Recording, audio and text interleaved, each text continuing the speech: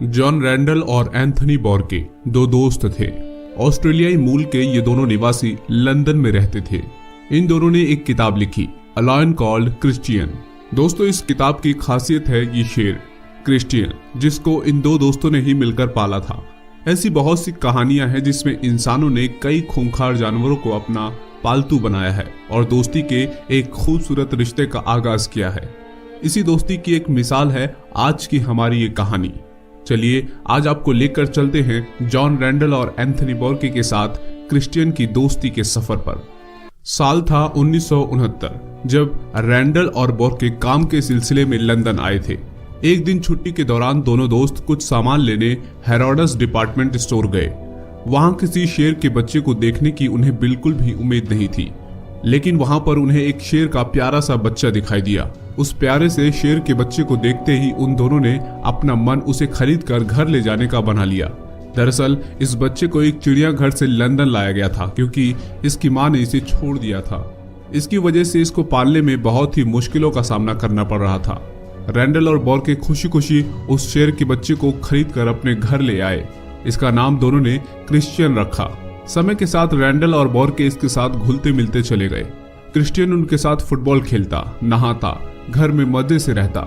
जब वो लंदन की सड़कों पर क्रिश्चियन के साथ अपनी गाड़ी में निकलते तो सब उसके प्यारे व्यवहार के कारण उसे देखते ही रह जाते। धीरे धीरे लंदन में सब उससे डरने के बजाय उससे प्यार करने लगे। क्रिश्चियन सबका दिल जीत लेता था। जब क्रिश्चियन 1 साल का हुआ तो रैंडल और बॉर्के की उस छोटे से अपार्टमेंट में उसे रख पाना बहुत ही मुश्किल हो रहा था। दोनों ने फैसला किया कि क्रिश्चियन को किसी बड़ी जगह पर रखना होगा। इसलिए क्रिश्चियन को एक फर्नीचर वर्कशॉप में रखा गया, जहां उसके रहने की खुली जगह थी। क्रिश्चियन को वहां अच्छा लगता था और रैंडल और बॉर्के उससे मिलने के लिए रोज आया करते थे। देखते ही देखते उस वर्कशॉप में क्रिश्चियन को देखने के लिए भारी संख्या में लोग आने लगे। जैसे जैसे क्रिश्चियन बड़ा होता गया उसको संभालना मुश्किल होता गया, क्योंकि उसकी खुराक बढ़ती जा रही थी और उसको रहने के लिए भी ज्यादा जगह चाहिए थी। इसलिए अब वर्कशॉप में भी उसके रहने में दिक्कतें आ रही थी। क्रिश्चियन वर्कशॉप में तोड़फोड़ मचाता था, जिससे वर्क्स को काम करने में परेशानी होती थी। एक बार फिर उसे नई जगह पर ले जाया गया, जो कि एक कब्रिस्तान था। रैंडल का एक दोस्त प्रीस्ट था जो क्रिश्चियन को कब्रिस्तान में रखने को राजी हो गया। इतना कुछ होने के बाद भी तीनों एक दूसरे से एक जैसा ही प्यार करते थे। मगर क्रिश्चियन के रहने की परेशानियां अभी भी कम नहीं हुई थी, क्योंकि सारी परेशानियों का कारण था उसका बढ़ता हुआ शरीर। रैंडल और बॉर्के को ये बात समझ में आने लगी कि क्रिश्चियन को ऐसे शहर में ज्यादा दिनों तक नहीं रखा जा सकता। इसलिए उन्होंने सोचा कि क्रिश्चियन को क्यों न जंगल में छोड़ दिया जाए, क्योंकि जानवरों के लिए जंगल ही उनका असली घर होता है, जहां वो आजाद रहकर सब कुछ कर सकते हैं। रैंडल और बॉर्के को किसी ने सलाह दी कि वो किसी शख्स को जानता है जो क्रिश्चियन को जंगल के माहौल में रहना सिखा सकता है। क्रिश्चियन की अच्छी जिंदगी के लिए रैंडल और बॉर्के उसे अपने से अलग करने को राजी हो गए। इस तरह क्रिश्चियन को कोनिया के कोरा नेशनल पार्क में लाया गया, जहां उसे बॉय नामक शेर के साथ रखा गया। जॉर्ज एडम्सन ने क्रिश्चियन को धीरे धीरे जंगल के माहौल में रहने की आदत डलवा दी, जिसके चलते क्रिश्चियन ने जंगल में जीना सीख लिया। 1 साल बाद जब इन दोस्तों को क्रिश्चियन की याद आने लगी तो वो उससे मिलने कोरा नेशनल पार्क गए। वहां के केयरटेकर जॉर्ज एडम्सन ने पहले तो बिल्कुल मना कर दिया। एडम्सन का मानना था कि क्रिश्चियन अब वो पालतू शेर नहीं रहा, बल्कि वो जंगल में रहकर एक जंगली और खूंखार जानवर बन गया है, जिसके पास जाना खतरे से खाली नहीं है। मगर ये दोनों दोस्त क्रिश्चियन से मिलने के लिए इतना बेकरार थे कि उन्होंने केयरटेकर को समझाकर राजी करवा लिया।